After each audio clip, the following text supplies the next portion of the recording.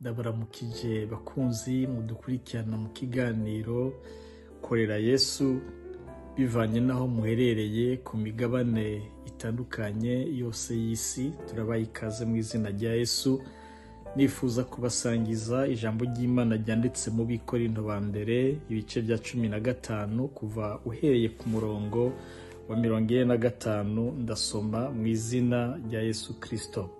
Haravuga ngo kandi nk'uko handitswe ngo umuntu wa mbere Adamu yabaye ubufise ubugingo, Adamu wo hanyuma yabaye impwemu itanga ubugingo.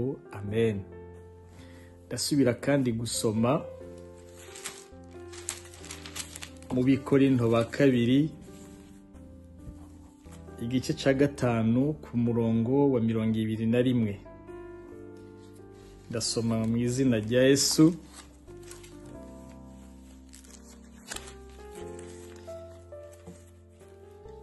Haravuga ngo umwe atigeze kumenya icyaha, Imana yamuhinduye icyaha ku bwacu kugira ngo muri we duhinduke ukugororoka kw'Imana. Amen. Turasubira kandi turabe ijambo ryanditse mu Bigalatiya ibice 3 ku murongo wa 13. Haravuga ngo Kristo yaducunguye umuvumo w'ivyagezwe,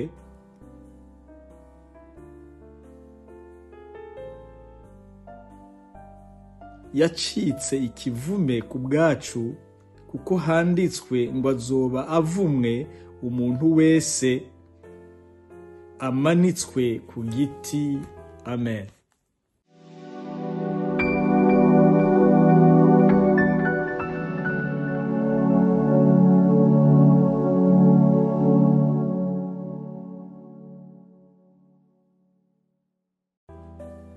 Bakunzi mudukurikirana mu kiganiro korera Yesu, iri jambo ni iry'ingirakamaro cyane yuko worishira mu mutima wawe ukarizigama. Ijambo dusomye riravuze ngo Adamu wa mbere yabaye umuntu arimo impwemu y'ubugingo, ariko ngo Adamu wa kabiri Bibiliya iratubwiye ngo yabaye impwemu itanga ubugingo. None Adamu wa mbere ninde? Adamu wa mbere niwe yaremwe ubwa mbere. Iyo usomye mu gitabo cy'Itanguriro uhajya mu bice bya 2 kuva uhereye ku murongo w'7, ayo majambo uraza kuyabona uburyo Imana yaremye umuntu mu mukungugu, ari naho twese dukomoka.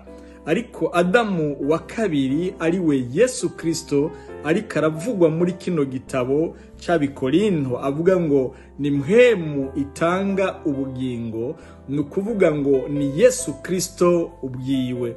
Nshuti mukunzi uri kuranyumviriza, uhereye mu gice cya 3 cy'igitabo cy'Itanguriro uraza kubona uburyo umwana w'umuntu yakoze icyaha, ariko Imana kuko ikunda umwana w'umuntu itegura agakiza kabonerwa muri Kristo Yesu, ariwe Adamu agira kabiri, ariyo mpwemu itanga ubugingo, niwe Yesu Kristo.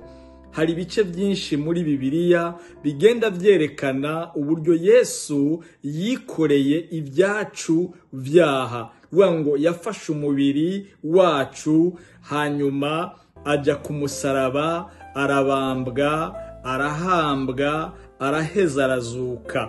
Nico gituma Paulo iyo usomye mu Baroma ibice 6 uhereye ku mirongo ya 4 canke ugasoma mu Baroma kuva uhereye mu bice vya 5 ugakomeza, uraza kubona uburyo ariko aravuga ku bintu bijanye n'uburyo tubatizwa umubatizo w'amazi menshi, bifite insobanuro ivuga yuko dupfanye na Kristo tuzuranwe nawe. None dupfana na Kristo gute?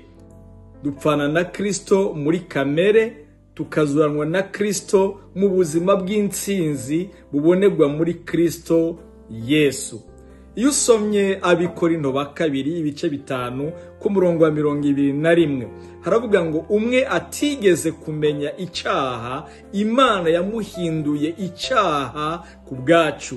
Mukunzi uri kurankurikirana, nimba warizeye umwami Yesu, umenye neza yuko hari uwacitse icyaha kugira ngo twambare ukugororoka kw'Imana.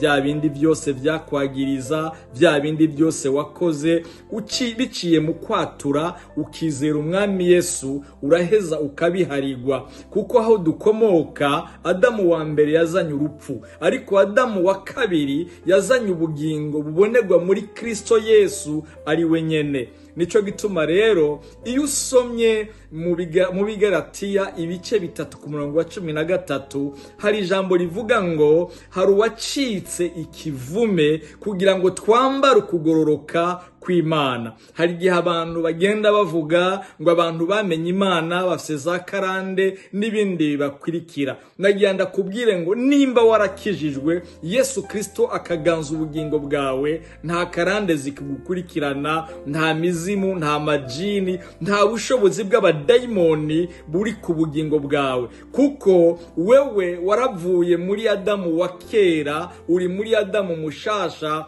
ari we Yesu Kristo. Nico gituma ibyanditswe bivuga ngo iyo umuntu ari muri Kristo Yesu aba ari cyaremwe gisha. Mukunzi uri kuranyumviriza, umenye neza ko nimba uri muri Kristo Yesu uri cyaremwe gisha. Hari igihe tubwira ubutumwa bwiza abantu bagace batubwira iby'amadini bakomokamwo. Nagenda kubwire ko inkuru z'agakiza ntabwo ari dini rishasha turiko turakwigisha kuri zino mbuga canke kuri aya mashengero canke muri ibi bikorwa turiko turakora by'imvuga butumwa, ariko agakiza n'ubuzima bushasha